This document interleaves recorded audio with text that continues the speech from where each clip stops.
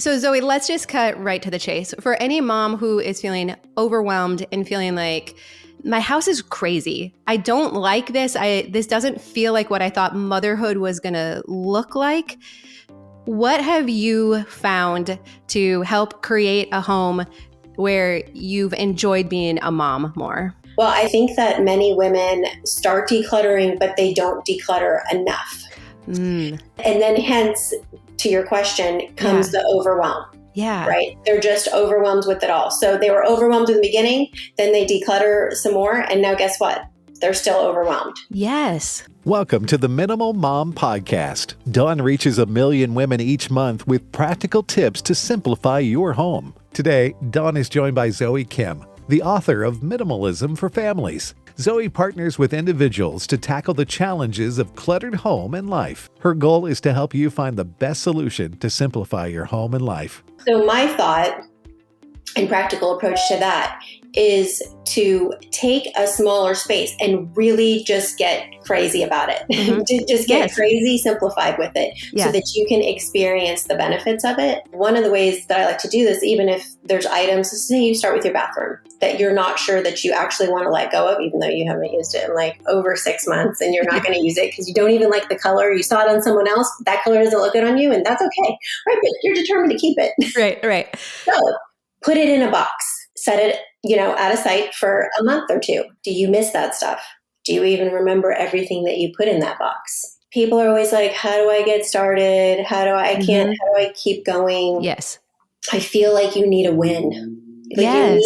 You need to feel the win. Decluttering a couple pairs of shoes, 5 toys, getting your husband or partner to get rid of 5 shirts isn't going to give you that win, that when you come in your house tomorrow after you decluttered, you're going to feel those effects. So what are maybe a couple places that women could start to really feel this?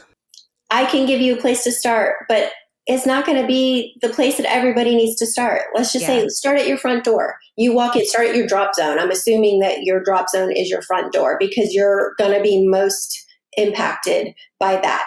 So create a system for all your stuff when you come in the front door, your coat, your purse, your shoes. Start there. I actually think that's really good because I noticed that when Tom would get home from work, it was like he could tell from the entryway, like when he stepped 1 foot in, what the rest of the house was going to be like. If the entryway was picked up, he knew he was going to walk into it wasn't perfectly clean, but like a tidy house. Right. But he knew if he stepped foot in and there was stuff all over and no one's shoes were put away, that he was just like, nope, there's just not even a chance that the rest of the house is picked up right now. We're visiting with Zoe Kim. Your blog is called Raising Simple. You're also on Instagram, but your book is Minimalism for Families. So Zoe, let's go back to the beginning real quick. How long ago was it that you found minimalism and what made you want to give it a try? Yeah, ages before it was even really a thing, right? 12 years ago, let's see, my oldest, she's 17, almost 18. She was 5. I was married then to my ex-husband. He's a retired Air Force, but he wasn't retired at the time and he was deployed. And it just happened this way that we had to do a move and we had to pay for it and everything and pack. And he was gone. And I had 2 kids at the time. And I was just packing up this stuff. And it literally, this not a joke, was like the long 20-foot telephone cords that had never been used. And I was like, I'm getting a babysitter. I'm paying money. I'm stressed out. I'm so cranky. I'm overwhelmed. And like my kids miss me and I'm doing this so that I can pack stuff that we don't even use. Wow. So that was the one part, like light bulb moment. And then the other part that was kind of going on at the same time is that somehow I got into zero waste. So I wanted to start wasting less in the kitchen and just being more intentional. And I came across Bea Johnson. She's basically like the guru of zero waste. Okay. And I saw photos of her home and I'll say they're pretty extreme for most people. Sure. But I could still visualize my life, in her photos. And I appreciated her showing her house so much because it gave me a visual. Because back then, there were not videos on decluttering and people showing their homes of what it could look like and, how that would feel. So I really appreciated that. And I was like, all I saw when I looked at photos of our home was like freedom. Yeah. Well, and real quick, I'm going to interrupt our conversation. And we want to let you know that Zoe and I are hosting a live minimalism masterclass. If you have wanted to go deeper in your home but need a little guidance, we're going to come alongside you. So the masterclass starts on Saturday, April 6th, and it's 6 hours of live guided decluttering. If you can't join us live for every session, replays will be available, and it'll be put very neatly into a course style format. But Zoe, what's the magic? What's the emphasis on picking one area of our home to go deeper in? Yeah, so the magic is that we are going to be offering about 6 that are really going to help you get past the overwhelm, the indecision, the just in case thoughts, the scarcity mindset for the space that you're going to pick to declutter. And I just love this format so much. I have found that one of the most effective ways to help people get their spaces decluttered faster is through body doubling. And all body doubling is working alongside someone else. And what's so cool is that we can actually do this virtually. And I think that is the biggest point right there, that this isn't just another online workshop where you're going to be by yourself and you're just going to have sheets of paper to look at and you're going to feel unmotivated. No, you and every other participant will have the option to turn on your camera.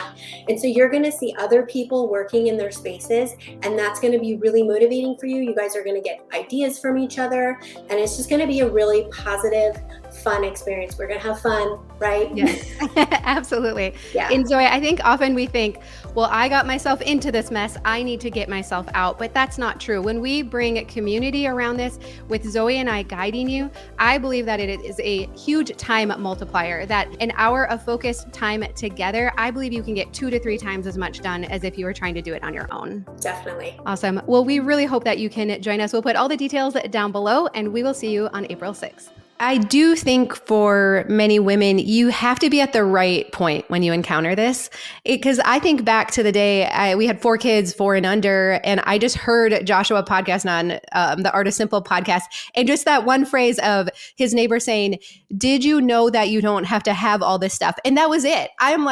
I am Googling, I'm like, sign me up for whatever that is. Like it just sounded like freedom to me. And so I look back and I'm like, oh, I must have been pretty desperate at that point, that was enough to send me on this journey then. But I do remember there was very little out there then. I remember coming across the Minimalist blog, and they had a photo tour of Joshua's apartment, his like New York City, I don't know where they're living, in California. And there's like nothing in it. And I'm like, right, but like, you don't have to worry about kids' toys and you don't have to worry about your family members thinking you've gone off the deep end because you got rid of all of your kids' stuff. Well, how long did it take you then to declutter? I mean, did you just not unpack stuff when you got to the other end, or what did your process look like? Oh, no. I mean, it was just down the street, and, I wanted to feel settled. So of course there were some things again that weren't being used that, so I just donated those. I just scheduled pickups, like tried to make it as simple and easy for myself as possible. I didn't even have a vision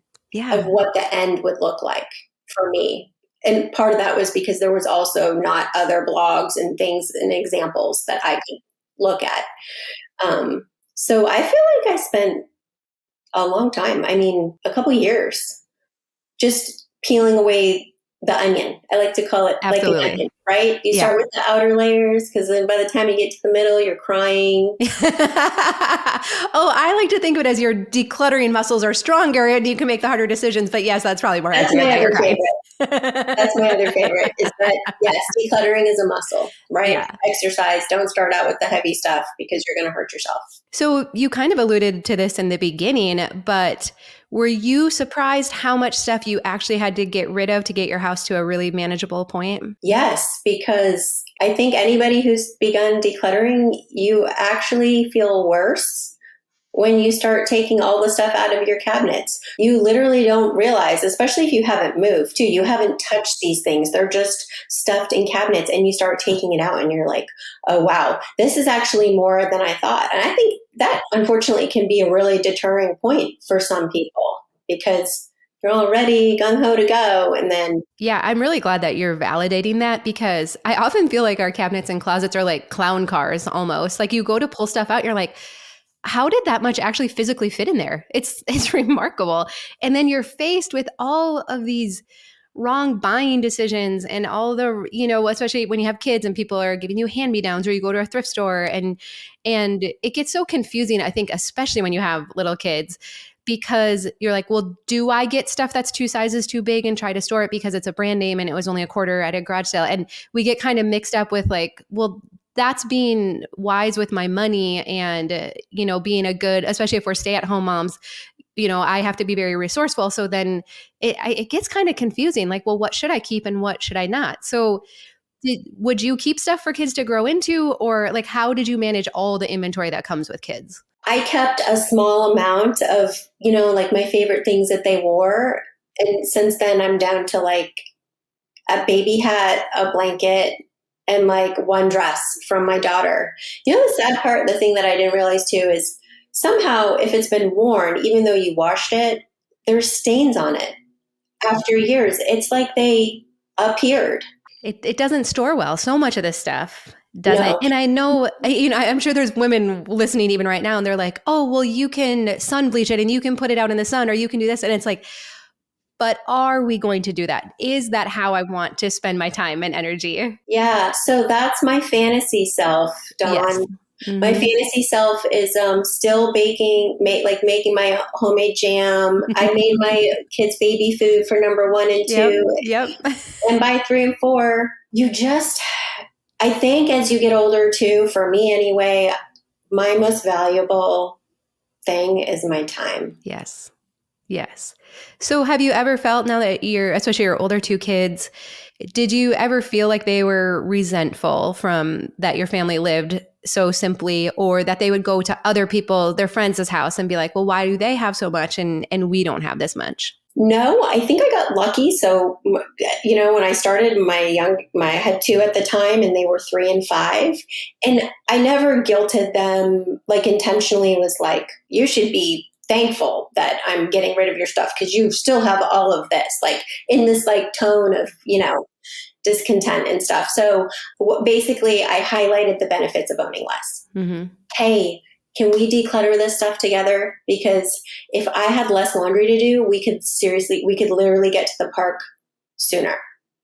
So I tied it in casual conversations. This is my, way that I do it. I tied the benefit in casual conversations to decluttering. You got to find their why. And so when you know your kids' why or your partner's why, you can drop little nuggets, right? So I got lucky. And then my kids, we have lived in a lot of places. So been, in different homes in different regions, in Hawaii and Connecticut and Texas and Florida. And sometimes they would be like, oh my gosh, their house is like amazing.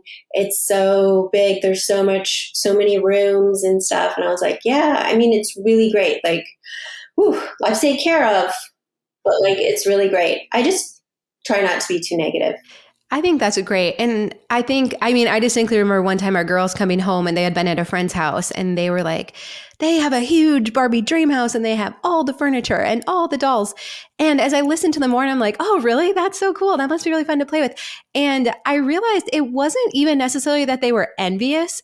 They were just like reporting back to me. They were just observing it. And because I didn't play, I wasn't like, oh my goodness, I've gone too far. I have to go on Marketplace right now and get them a Barbie Dreamhouse. That I was like, I can just let them talk about it. And that does not mean that we have to replicate that in our own home. Exactly. Right. And I'm glad that you mentioned that, because it did get to the same point with my kids where they just were literally just coming back and talking about it, like reporting, not negative, not bad, but like, oh, wow. And it's a good feeling when you don't feel like you have to run out and buy your kid something just because someone else has it. When you've gotten to a place with your child that it's okay but people are going to have things that we don't have forever and ever and ever. Yes. No, that's so good. And I was listening to a thing with Michael Easter. So he wrote Comfort Crisis and Scarcity Brain. And so he's done a lot of research about gratitudes and how do we cultivate contentment? And it was one of the most recent things he shared that he's learned is that gratitudes are great, but really for long lasting contentment, it's actually going without things. It's like fasting from the things or not having them accessible for a little while, and then when we get it back again, then we like fully appreciate it again. And so I've been thinking about that a lot with our kids, because I think many of us would agree, of course I want to raise kids that feel content with what they have and where they are. And so this idea of like, well, what does that look like for them? And I'm like, well, it probably looks like they don't have all the toys and all the things at their disposal all of the time. Yeah, it looks like letting them go without having things that they want. Mm-hmm. Yeah. It doesn't always feel good. It doesn't always feel good.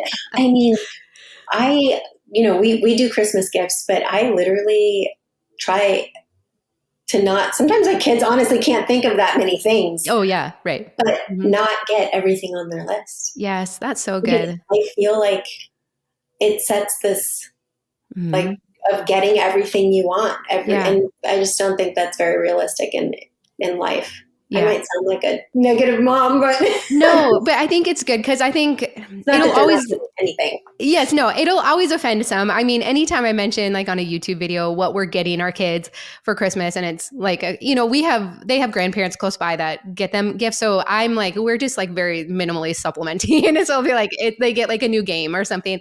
And people will write in and they're like, you're a Scrooge or this. And I'm like, you know what? That's okay. Like that, you can totally have your opinion. I just want to be here. And I know this for you too, for the moms who are just really wanting to know, what does it look like? Okay, so you are saying you can go very minimal with gifts and your kids are okay.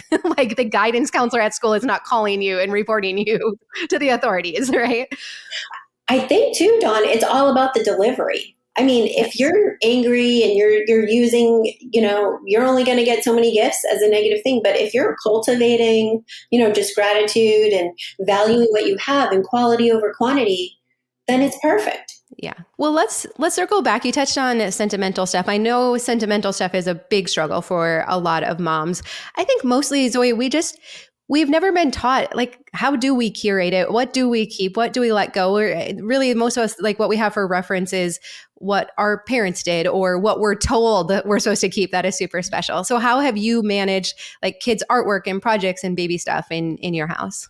Yeah. So when you say sentimental, I'm curious, Donna, are you talking about things that are sentimental to me or things that are sentimental for my kids? Good clarification. Why don't you do both? Okay.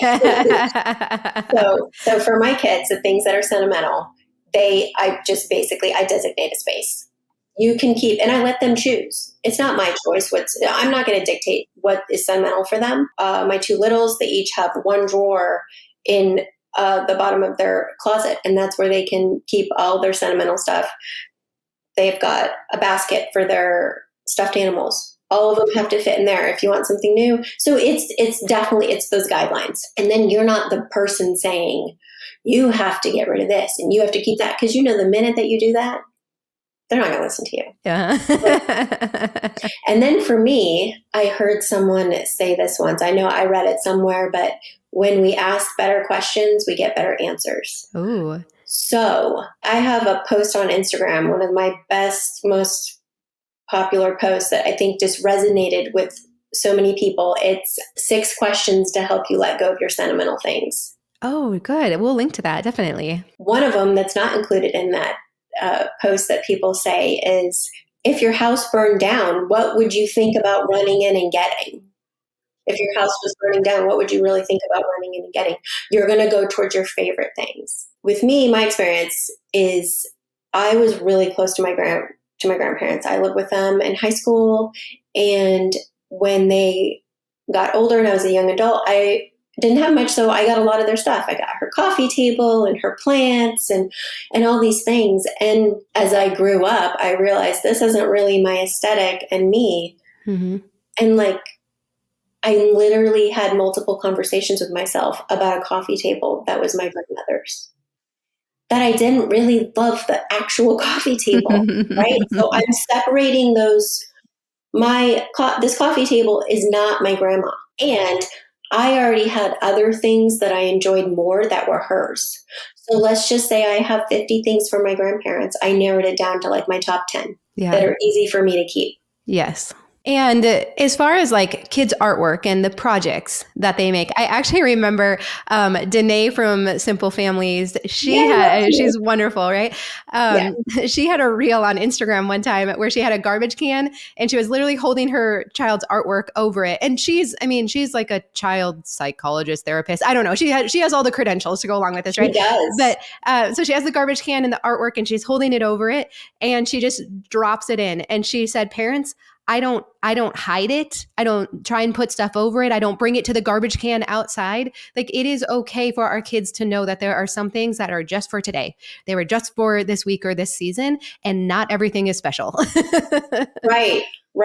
And that's the culture that you need to set, is that not everything is special, because then, right, if everything was special, then nothing is special, kind of whole thing. Absolutely. We set the culture, right? And I think actually Danae would say we set the temperature in our home. For me, I pretty much do the same thing. When they say, oh, but I made this, I let them keep a few things. Like I have a folder, not very big, of like maybe 1 to 2 things like per year. Mm-hmm. So, and then I'll even go in there and thin it out and I'll ask them, hey, what do you still love this? Like, what do you think about this? And that's it. The way that I get them to shift their focus of, I made this, I need to save it, is to focus that the best part about making that was the experience of making it. Yeah. Not necessarily keeping it. Yeah. So of your 4 kids, were any of them more like attached to things than the others? Or were they all, you kind of set the culture and they got on board? I mean, I would say I have a pack rat. Yes. But they must have just kind of, for the most part, grown up along with the culture. Now Matt's kids. So how long ago was it that you combined households? 3 or 4 years. Okay. So how's that gone? I mean, bringing in 2 different cultures then together. For those that don't know, Matt is one of the cleaning experts and host of Hoarders, and he had his own show, Legacy List, with Matt Paxton. So he's a decluttering expert, but he had a lot of stuff. So when he moved here and we joined families, he got rid of a lot of stuff. And I mean, he would call me and he was like, this is really hard. And I was like, I know. I was like, but like, I designed and built this house that we live in, and I really only designed and built it for me and my 4 kids. And there was not a lot of storage. Yeah. There's just not a lot of space. So I was like, I mean, just bring whatever's going to fit in here. I promise. And then now he doesn't even miss it. He doesn't even remember what all of it was. Well, isn't that so interesting? Because I would think some could be like, well, that's a recipe for resentment, right? If you're like, sorry, not enough room. But because we have a interview with him too, we'll link to, it sounds like he actually really appreciated those limitations. So, and here was the key. I remember a conversation we had on the phone where he was going through all the hard stuff in his attic, all the sentimentals. And I just validated his feelings. And I said, left it that it was his choice. I said, this is the space that we have.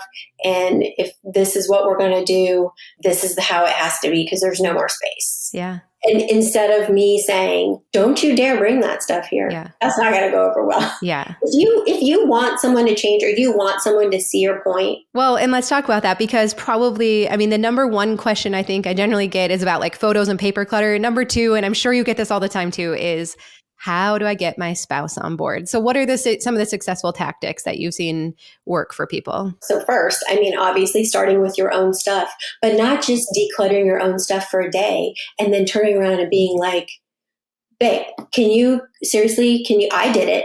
Like I did it yesterday. Like, why haven't you done your closet yet? No, it's you do your stuff and then talk about how much better it's making you feel. Let them see your experience in a positive way. But if you're just doing it and they don't hear you talking about it and processing it in a positive way, I think that they're missing out on the benefits. So doing it that way and just not dictating what they're going to get rid of. I think it's totally reasonable, to ask for certain areas, shared spaces. Hey, can we, I know you want to keep this. Matt has some things that he likes to keep. I'm like, what the Why? Right? Okay, but guess what? He has his cabinet in the office. Yep. If it fits in the cabinet, Yeah. you go right ahead, babe. I think that's one of the things I regret looking back, because I did not tell Tom anything that I was doing because I didn't know if it was going to work. I didn't know if I'm going to get rid of all my stuff and be like, oh, darn it, that was a mistake, And now I look back and I'm like, I wish I would have brought him along for the ride and said like, wow, like I got rid of like, I don't know, 75% of our kids' toys. They don't miss them. I can stay on top of like our living spaces now. This is so much better. Like I'm feeling more calm in our space, and just kind of shared some of the things I was experiencing. And then I do think it would have influenced his journey sooner rather than it was like a few years later. And I'm like, oh, by the way, this is what we're doing now. Exactly. Yeah. Like, hey, now that I'm 50% done, Yeah. get on board, dude. Yeah. Mm-hmm. You're already having that conversation with yourself in your head. Mm-hmm. They're oblivious to all this. Totally. Like, you have to remember, like, they have no idea what you're processing and what is going on. So you really want to, live that out for them, but with your own stuff. Absolutely. And I think it can be good to ask them, how do you want to be helped? Do you want me to be alongside you, help you make decisions, help you organize? I even like to use the word organize better than declutter, right? Or should I just let you have at it yourself? And because sometimes I think we assume, especially if we've lived with them for a long time, like we know what they want or how they would want to do it. And sometimes just to ask like might be helpful too. Yeah. So Zoe, I feel like, so we decluttered our house about 8 or 9 years ago. Our kids were little, 5 and under. So kind of similar to when you got started. And I mean, I think the word I would use is freedom to describe it. I just felt like this huge weight was lifted off my shoulders. We were talking ahead of time too, that like you said, you were a messy person too, naturally. So I was really glad to hear that. And I just felt for the first time, like I could be successful with my house and staying on top of it, keeping it tidy. I'm still not a super perfectly clean person. I don't like to deep clean, but it's picked up.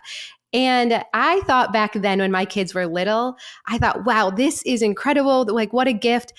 I feel like I appreciate minimalism even more now that our kids are teenagers. I'm just like, there's no way. I thought I was busy back then. It's a different kind of busy, but it is so different now. And I literally like walk into our house some days and I'm like, I am so grateful for this because there's no way I could stay on top of it now.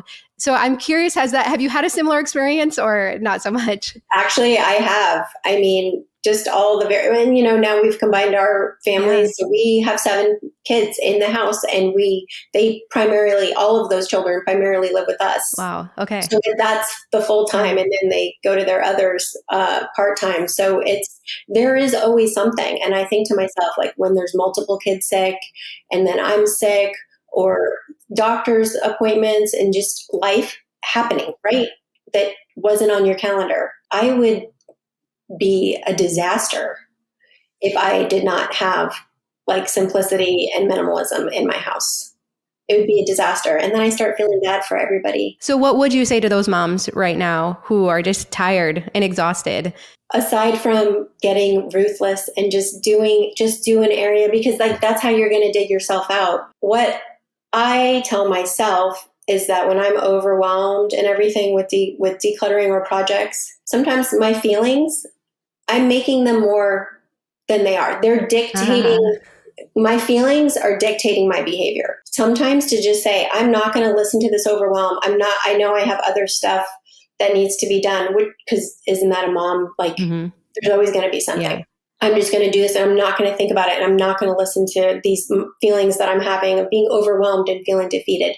Because sometimes those feelings are a lie. Like it's a lie. Yes, right.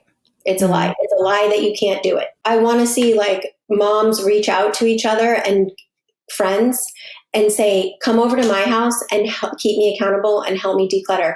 Do you know why they're not? They're embarrassed. Oh, yeah. Oh, yeah. If you want to find out who your real friends are, ask them to come over to your messy house and help you declutter. Yeah. Because if they're going to judge you for that, well, you just let go of someone who wasn't really different. Well, do yourself a favor. I mean, I don't know if you've seen this too, but I feel like through COVID and all of that, the inventory in people's homes has crept up so much more that I used to feel like there was like neat people and messy people. even the neat people and the naturally organized people are so overwhelmed with stuff now and inventory that even their systems that maybe they could maintain in the past are so overwhelmed now that they're falling apart. And so I feel like almost every mom out there right now needs to declutter, some at varying levels. But if you texted a group of friends right now and said, hey, can we hold each other accountable this new year? I think you're going to get a resounding like, yes, please, I need that. Yeah. Yeah, I think so too. And I feel like for a lot of people, especially certain personality types who have a really difficult time, like myself, executing the idea by yourself, that is going to make the world of difference between, like, for you to have success in decluttering is having someone do it with you. So to circle back, Dawn, I'm not a naturally organized person. This is why I need minimalism and simplicity, because I am the person who doesn't fold their pants. I just throw them in the drawer. But if you only have like 6 pairs, you know, I mean, I try to, you know, but I don't do it like every time. And I don't enjoy organizing. Right. I want to. Yeah. But I just don't enjoy it. Yeah, I think I should. And that's what we thought was the problem up until we found minimalism, right? Is like, well, if I could just get organized. Dawn, I don't know if you're familiar with the Myers-Briggs. Oh, yeah. Yeah. So I'm an ENFP. Okay. So extroverted, intuitive, feeler. I can, under stress, let my feelings dictate my behavior, which can be detrimental. Yeah. To making progress. Yeah. And then I'm a P. So I don't like to make lists. I don't like to be organized. I'm not a systematic person. So minimalism really was the solution for you then. Yeah. Yes. It's really interesting. I took a poll on my Instagram this past year, and apparently I'm the minority. Most people love to organize. It is true, actually. I wouldn't even actually say most. I just think they're very vocal. So that was my next thought. I was just talking about this with a friend, and I was like, but wait, is it just that only the J's on the Myers-Briggs, they're the only ones who actually answered this question? Yeah, because everyone else felt bad. Yeah, everybody else was like, you know, yeah, that's true. Yeah. I do like things organized. Yes. You know, just like I don't really enjoy cooking, but I love eating. Yeah. Right? I like the end result. I just, you know. Yeah. No, I love that. And I hope that actually for many women who have gotten down on themselves of that my house isn't organized and I haven't been able to stay on top of it. I mean, I just like to say like, well, you still have too much inventory because your house shouldn't be hard. Do we go through seasons where it's a little more chaotic than others? Yes. But I think, again, like you said in the beginning, you'll probably just have to keep decluttering further if it still feels like you and your family together can't stay on top of keeping it picked up and livable most days. Exactly. That probably permission to keep going further till you get to that point. Because do you think, Zoe, do you think it's achievable for every woman to have a house that's you can stay on top of no matter what season you're in? Absolutely. Yeah. Absolutely. Yeah. That's awesome. Well, Zoe, so fun to get to visit with you today. Of course, I'll link to all of your resources, and your book, Minimalism for Families, is gold. So again, for anyone who's felt like, I just want a little more instruction and know-how in that area, great book to read as well. So we'll link to that. But thank you so much for joining us today. Thank you so much for having me, Dawn. It's been wonderful. Thank you for joining us on the Minimal Mom Podcast. If you enjoyed today's show, please subscribe, leave a review, and share it with a friend who might find value in embracing a simplified lifestyle.